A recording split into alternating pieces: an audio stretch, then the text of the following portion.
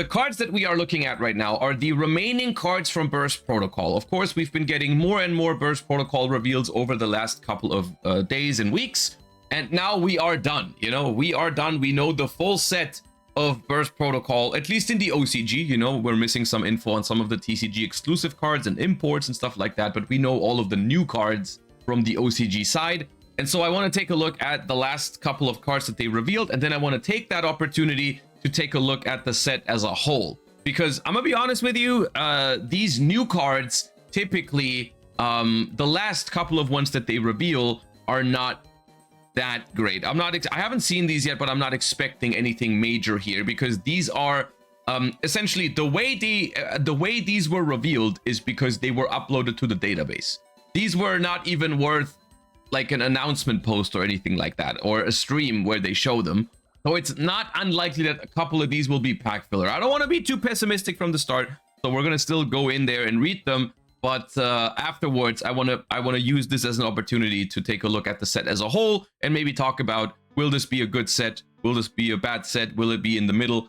So we'll talk about that once we know all of the cards. All right, let's zoom through these, and I just won't spend that much time on them if they are not that great. So, Dark Staring at the Blue Sky, level 10 Dark Reptile. Ooh, is this Mitsurugi support? Uh-oh. 3000 attack, 2700 defense. You can only use the first, second, and third effect of this card's name once per turn. If a monster is special summoned from the deck and or extra deck by an opponent's activated monster effect, while this card is in your graveyard, you can special summon it. If a monster is special from the deck and or extra deck by an opponent's activated effect, while this card is in your graveyard, okay. When a monster effect is activated that includes special summoning a monster, quick effect, you can banish one card from your hand or field, negate that effect, and if you do, destroy that card. During the end phase, if this card is currently banished and was banished this turn, you can return one of your other banished monsters to the graveyard.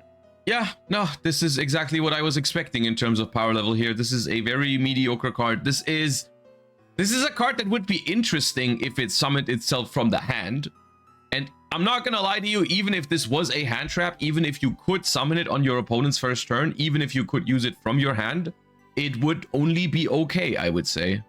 A good mill in tier. I mean, yeah, okay, sure. Even that, I think is a stretch. You would definitely still not play it. It's a Snake Rain target because it's a reptile. So in that sense, it's like a freebie, you know, if you're playing Snake Rain anyway. The problem is there isn't really a deck that can really play Snake Rain, and I mean, of course, Ogdoadic Mitsurugi can, but like it's not really a thing. This is not going to change that. This is not going to make me want to play Snake Rain, right? So should have been able to summon itself from hand, and even then I don't know if it would have been that great. But for now, it is exactly what I thought it was going to be. It's a pack filler. The first penguin. First of all, banger artwork. Love penguins. Level 1 Water Winged Beast effect monster. You can only use the second effect of this card's name once per turn. If you control no face-up monsters, you can special summon this card from your hand, and if you do, it's treated as a tuner. You can discard one card and reveal a water synchro monster in your extra deck. Add a water monster with the same type as the revealed monster, but one level lower from your deck to your hand. Then you can change this card to face down defense position. Also, you cannot special summon from the extra deck for the rest of this turn except water. Okay, now we're talking. This is how I like my pack fillers. Not obviously broken, but definitely usable. This is just a solid card, isn't it? It adds Penguin Squire by revealing Penguin Brave. Sure, I'm sure it's good in Penguin, but what I'm looking at here is a generically useful card for water decks, no? Like this is the kind of card where you would have to go into the database and check what kind of water synchros there are. But for example, I'm sure this could be used as a starter in Mermail as well, somehow, depending on what kind of extra deck monsters there are. Like you'd have to take I mean, okay, you know what? Let's do it right now. Let's do it right. Let's go to the database. To the database we go, and we check what kind of water synchros there are, because I'm sure there are some that you can some interesting things you can search with this. Someone already said Crystron. Okay, I am going for water and synchro. Okay, there is not too many, so we can search level 7 water rocks. We can search level 5 water fishes. We can search level 7 water fishes. level 5 water sea serpent, level 5 water sea serpent, level 5 water dragon, level 4 water machine, level 6 water machine, level 8 water machine, level 3 water machine. So this is a starter for Crystron, I'm pretty sure. Level 8 water machine, level 6 water sea serpent, level 4 water sea serpent, so we can search Dragoon. Level 5 water beast, level 7 water Cybers, level 4 water fiend, level 9 water fish, level 6 water aqua, level 7 water aqua, level 6 water dragon, level 7 water fish, level 5 water machine. Oh, we can even search the level 5 Crystrons with this if we wanted to. Level 4 water spellcaster, level 9 water aqua, level 9 water dragon, level 8 water machine, level 5 water aqua, level 8 water fish, 4 water sea serpent, 9 water worm, level 2 water worm. Okay, level 3 synchros are in. Is there a level 2 water synchro to search? Imagine there's ever a level 2 water sea serpent, because then you can just search Neptibus with this, which is crazy. And technically level 3 also works, because then you can search Deep Sea Diva. Level 3 water fish, level 11 dinosaur, level 8 dragon, level 10 dragon, level 6 beast warrior. These don't work. Level 6 beast warrior, level 9 fish, level 5 fish, level 6 fish, level 5 fish, level 7 fish. Okay.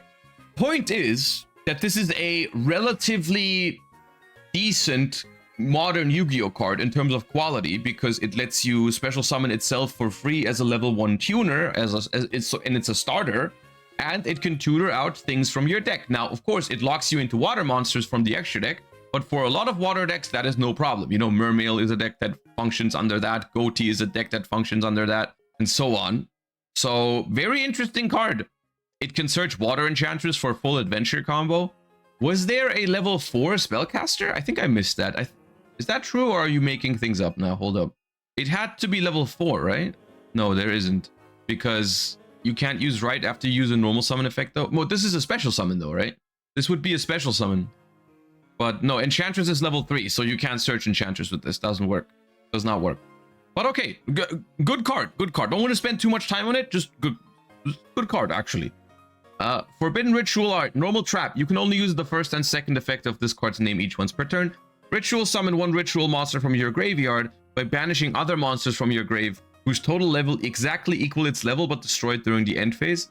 You can banish this card from your graveyard once this turn. When you ritual summon with a card effect that requires monsters, you can also banish ritual monsters from your grave as monsters used for the ritual summon. Neat card. Never gonna see play, because trap card printed in 2026 that does way too little. Even in decks that gain an advantage out of ritual summoning on the opponent's turn, like my Ankh brain immediately went towards, oh, we can summon Necros of Trishula on the opponent's turn. Well, guess what? They already gave Necros a card that does that on its own. So, tip of the tongue reduction. Normal trap card. When your opponent activates a card or effect by declaring exactly one card name, negate that effect, then you can add a card with that name from your deck to your hand. If this set card in its owner's control is destroyed by an opponent's card effect, you can target a face-up monster they control. It loses 500 attack. First of all, how freaking situational do you want the trap card to be? The answer is yes. But I guess the first effect has some merit in certain situations. To be honest, though, you're never going to play this. Let's just be clear about this, okay? Even if there was a deck that always within the combo declares a certain card name, if you're gonna side deck a specific trap to beat that deck, there's always gonna be better things as that. You know, the payoff is not even that great. This card would basically have to read, if your opponent declares a card name, you win the game. And even then, it would not see play, probably. Realistically, this card is just, you know, unplayable. But the second effect is the most confusing here. What kind of secondary effect is that? What kind of secondary effect is that? Tier 0 format trap card? Okay, if there's a Tier 0 deck that everyone plays that consistently declares a card name, you probably still wouldn't play this card, because it's so much easier to just side deck cards that actually win the game.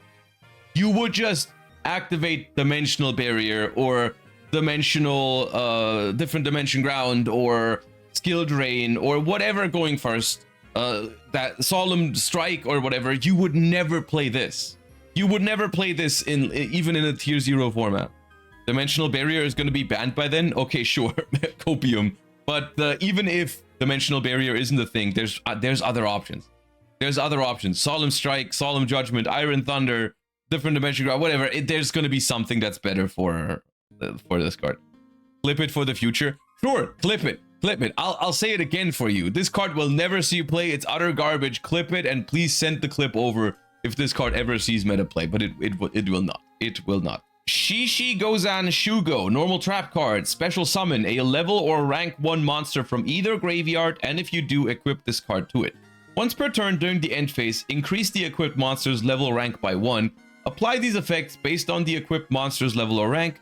3, it gains attack equal to, it's unaffected by opponent's activate effect. Once per turn during your standby phase, if the equipped monster's level rank is 7 or higher, send all cards on the field to the graveyard. Okay, at this point, I'm just convinced that some card designers at Konami, they just have to fulfill a certain trap card quota per set.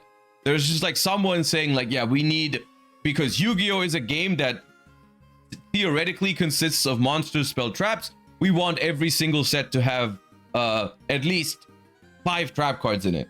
And this is what they do when they're done with the set and they're happy with the set. They're like, yeah, we don't need anything else for the set, but we do still need to make like 3 trap cards. Just generic ass, make a trap card that no one's gonna play anyways. Like this card is worse than friggin' Call of the Haunted. Yeah, the Penguin is interesting, to be honest with you, but the rest unfortunately are essentially exactly what I was expecting from these. Once again, here, source the official database. These cards were not even worth an official announcement. These are just like, they just uploaded them to the database and go like, here you go.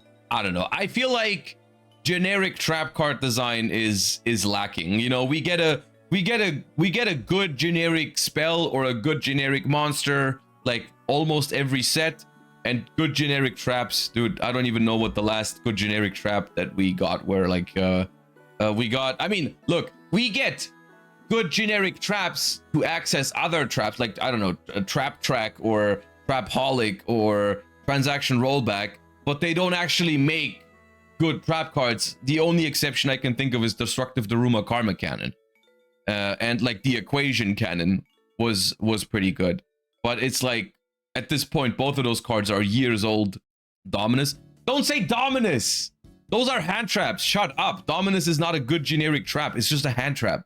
Anyways, with those new cards out of the way, it gives us the opportunity to talk about Burst Protocol as a whole, because now we know every single card that is in Burst Protocol, at least from the OCG side. There is going to be 10 TCG exclusives that are going to be added to this, and there's going to be 10 OCG imports when the set eventually comes over to the TCG, but we know the 80 core set cards in Burst Protocol, and that gives us the opportunity to talk about it and maybe consider whether this set is going to be a good one or not. I will say, especially in 2025, I feel like a lot of core sets had the following problem, and we'll see if that's the same thing here.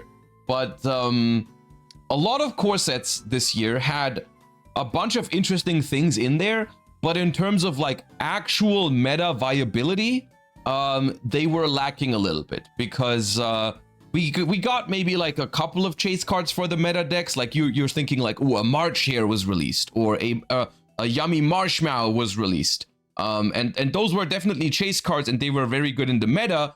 But it was mostly support, like individual support for already existing decks from the side products, right? It was like the Malice and Ryzeal decks, they came out of Crossover Breakers, and then you got like one card from the core set. And the same is true for Justice Hunters. You know, Justice Hunters, we have a bunch of meta archetypes, and in Doom of Dimensions, you just get like a singular card that you need for those sets, right?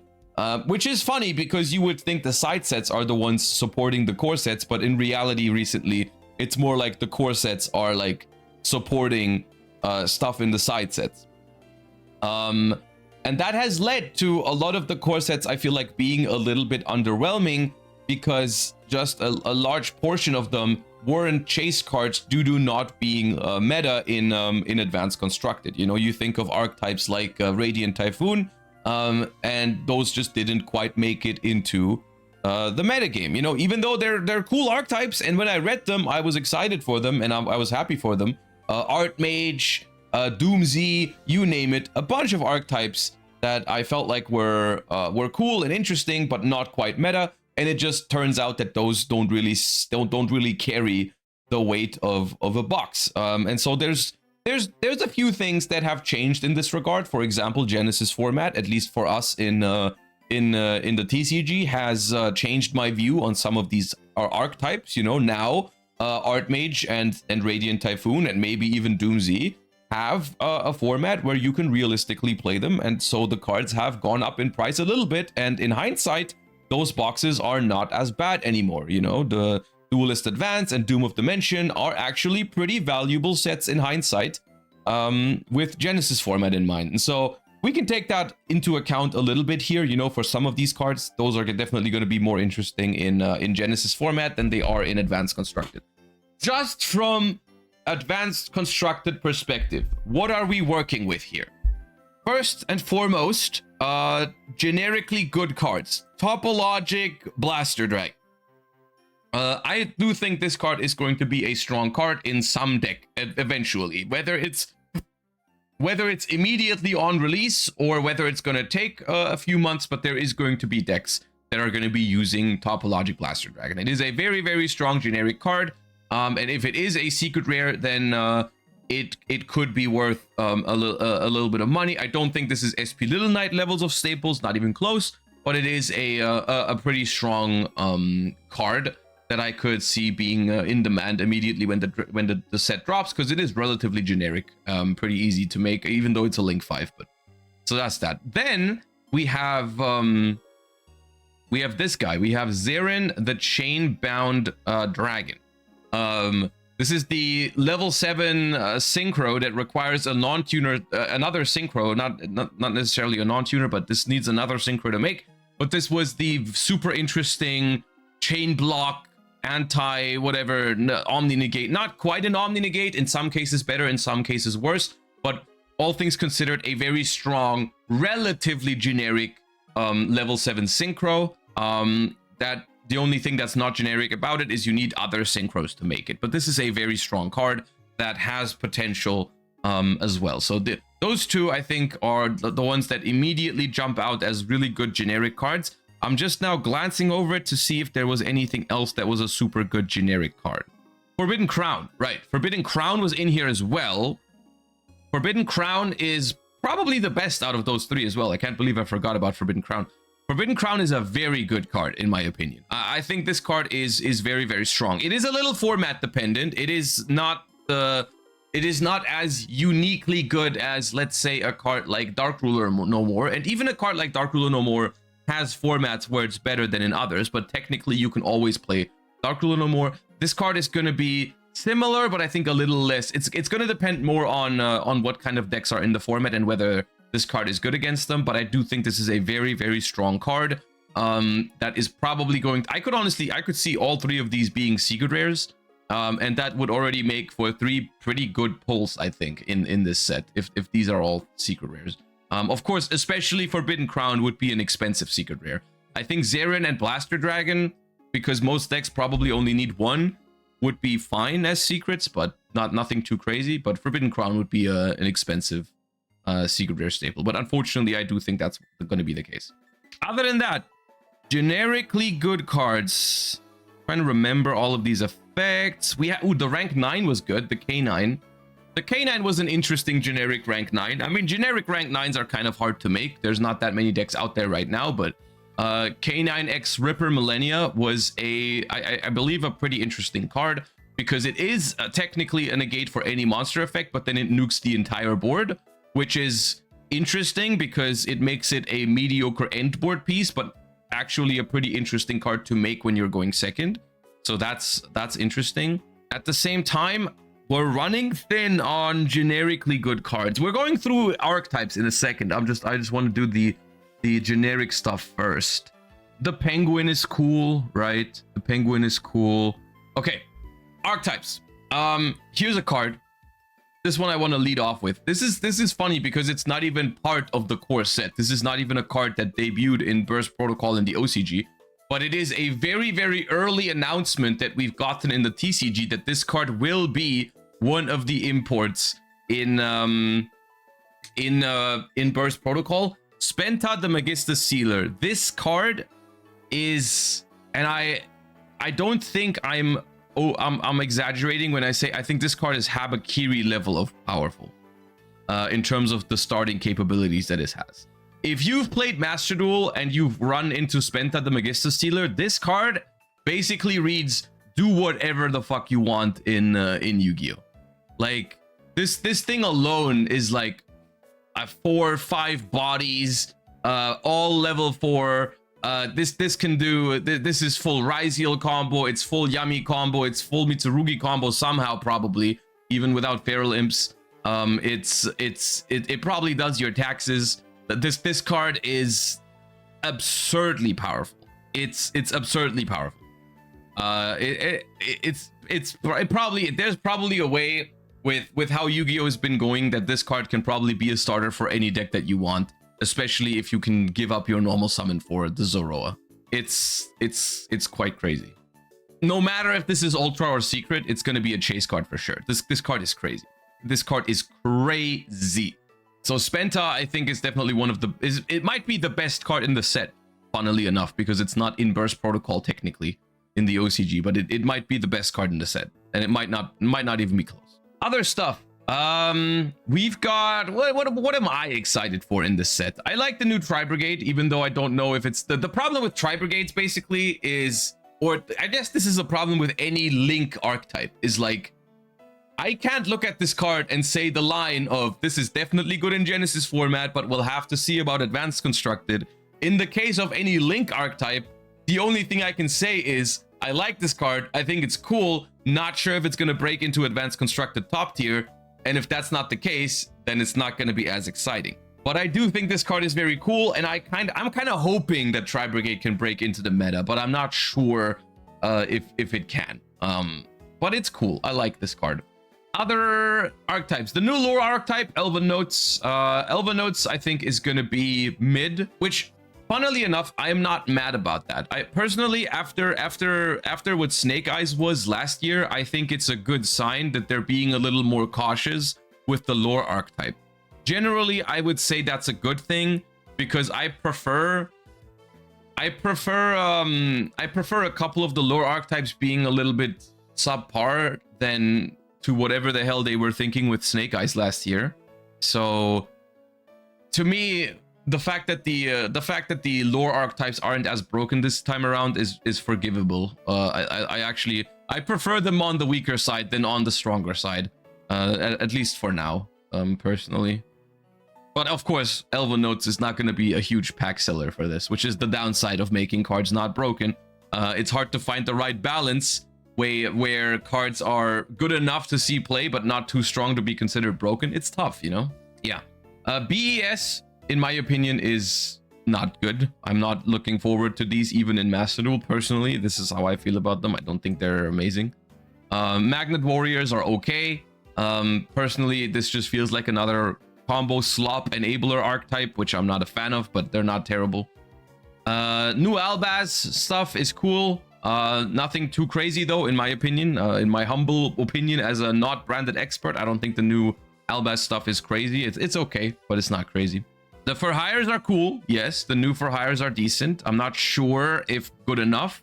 Also, for hire, once again, another deck that kind of suffers from the fact that you can't even play them in Genesis format. So if they're not top tier in Advanced Constructed, not going to be chase cards. And I don't think it's top tier. It might be playable, but it's not top tier. The new Dark Lords are interesting, in my opinion. The new Dark Lord stuff is pretty high quality. Yeah, I like those. What else do we have? We got the new Armed Dragon, which is basically Genesis.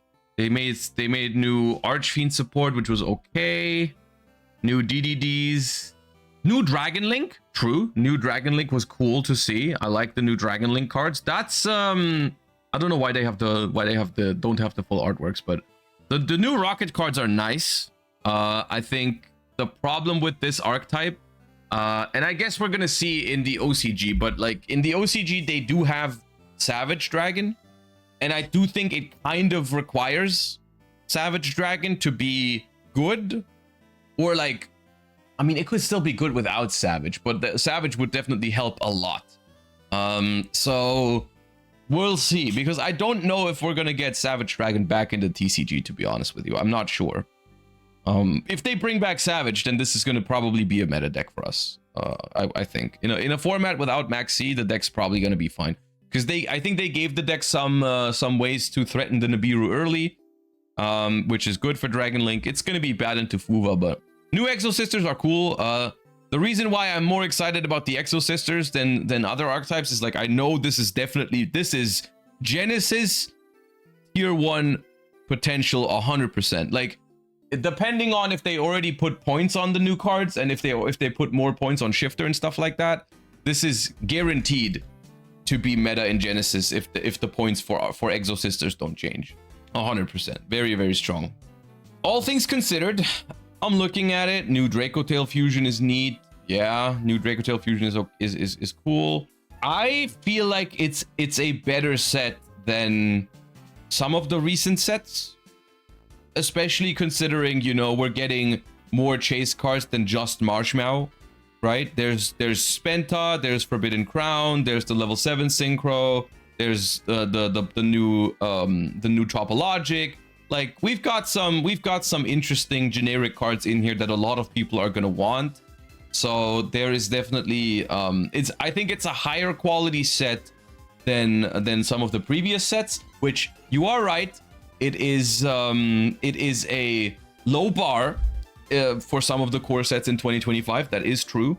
However, it is also one of the first sets, or the first core set, that is releasing with everyone having Genesis format in mind, right? So I wonder what that's gonna do to the Exo Sister card, for example, because I can already tell you, if this set came out without Genesis format existing, everyone would know that the Exo Sister cards are fine, but everyone would also know that they're probably not tier 1 in advanced constructed, and it would still end up as a pretty cheap card, no matter what. Which, I've been there before. I've opened these kind of cards in a box opening, like when Doom of Dimensions came out. You know, I pulled Radiant Typhoon cards and stuff like that.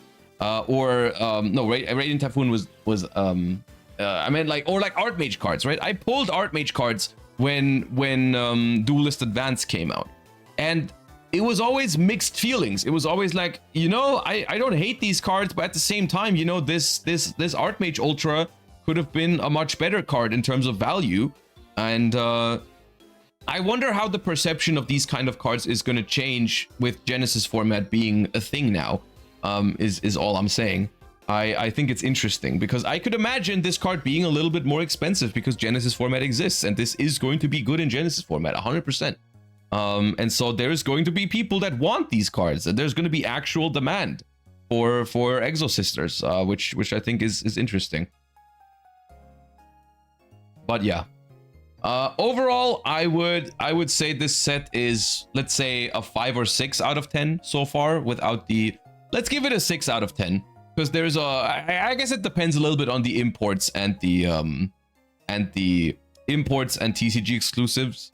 It is going to debut a new TCG exclusive archetype, right? The was it the dinosaur stuff that they already announced? We don't know the cards yet, so a lot of it depends on that. There is one specific card.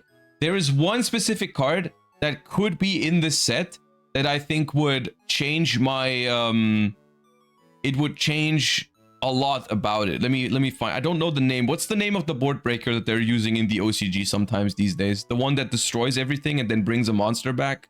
You guys know the card I'm talking about. Someone tell me the name. Illusion Gate. That's a card I'm really looking forward to. So we have no idea when we're gonna get this card, but it's been out in the OCG for a couple weeks or months now. Pay half your life points. Destroy as many monsters your opponent controls as possible. Then you can special summon a monster from your opponent's graveyard to your field, ignoring its summoning condition. You can only apply this effect once per duel.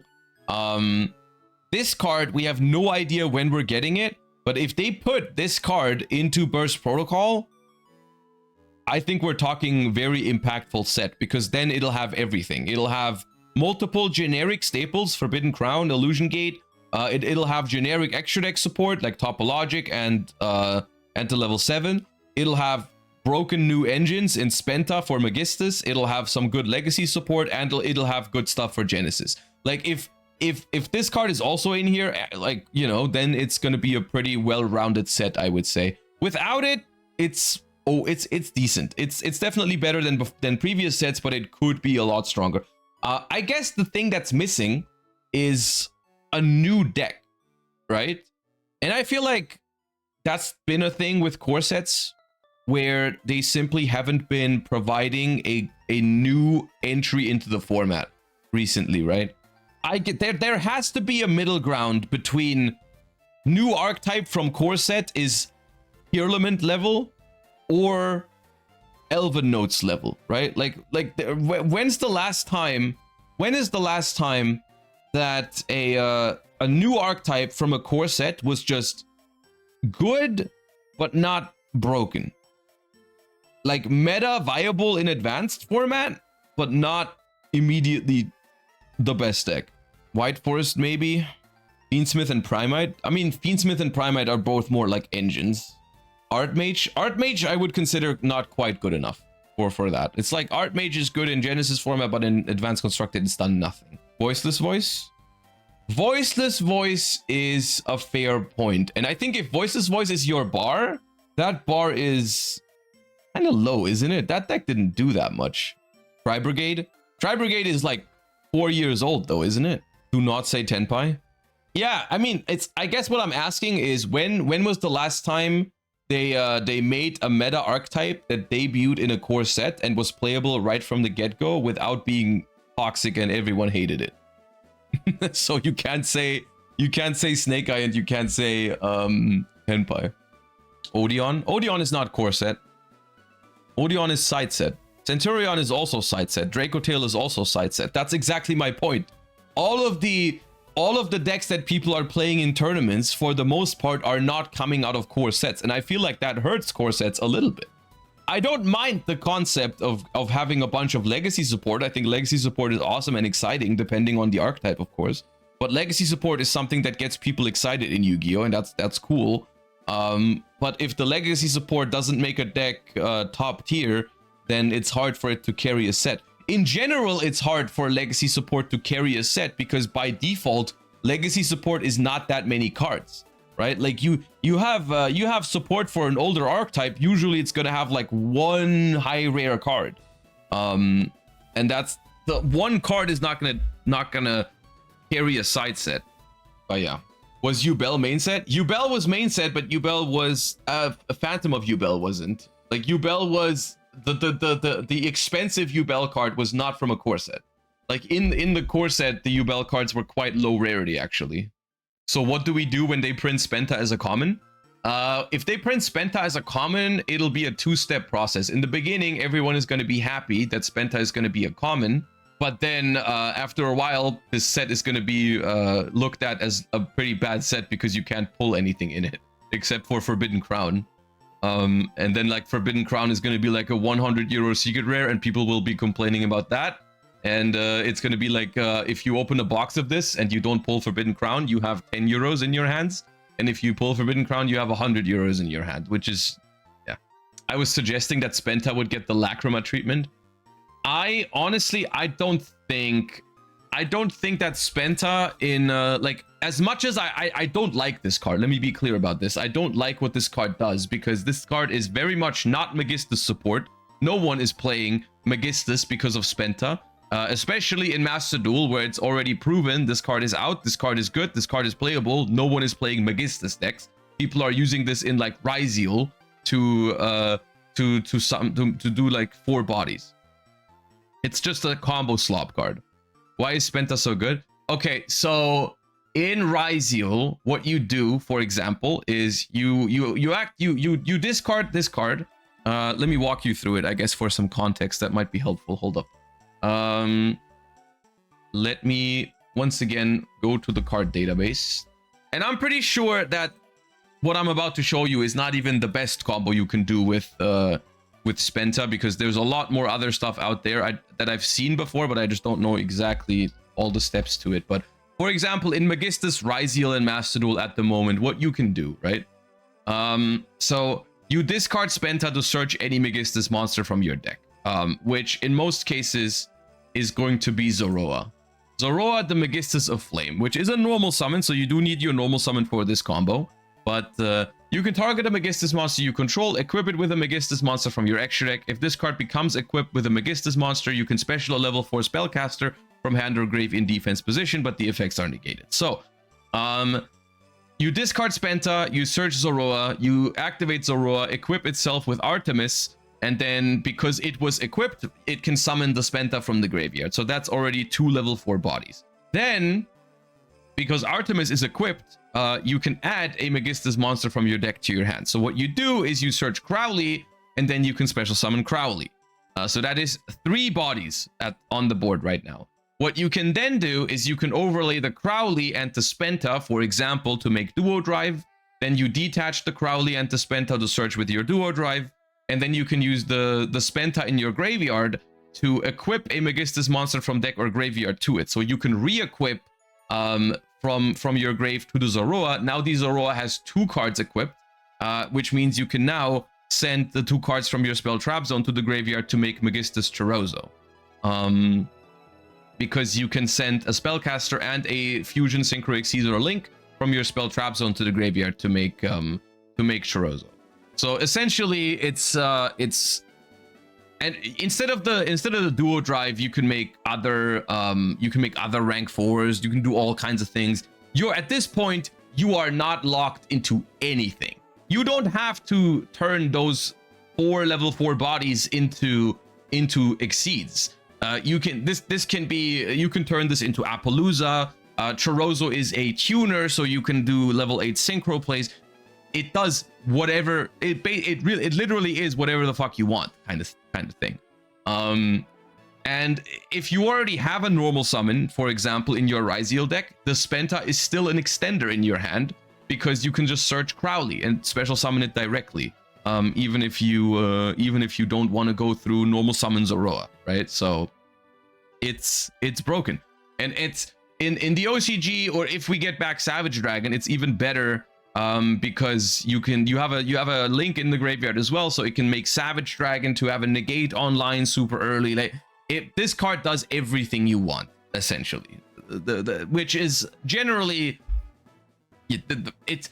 The closest comparison I have to this card is Habakiri. I don't have a better comparison at the moment in the TCG. It's like Habakiri, but it does require you to to use your normal summon, which Habakiri does not always do.